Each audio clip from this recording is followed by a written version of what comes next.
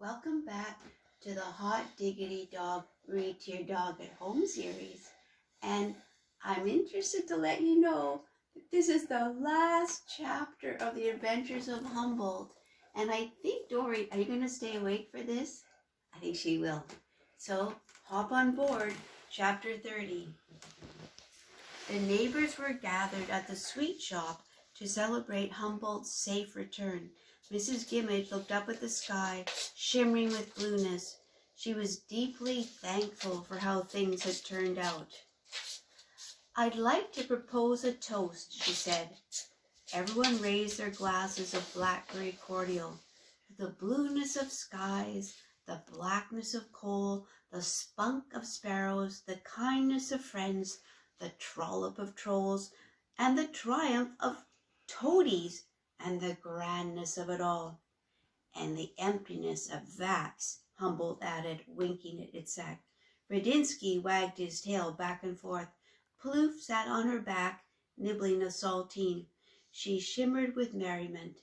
Next to Humboldt sat Troika and Jup, who could barely talk because their mouths were so full of sweets.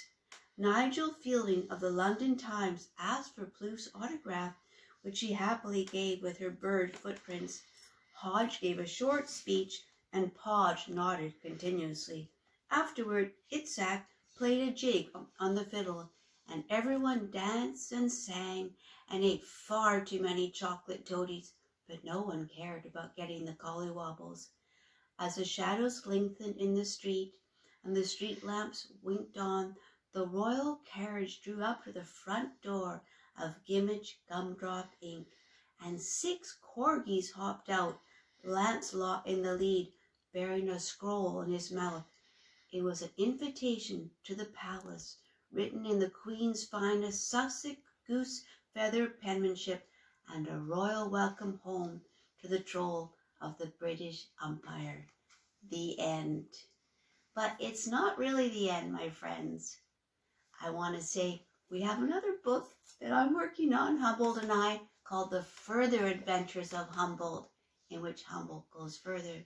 But in the meantime, if you'd like to have your very own copy of The Adventures of Humboldt, send me a message. I'm happy to send it to you in the mail. But it will cost you a little bit of money. Thank you so much for listening, and cheerio until the next adventure. Goodbye.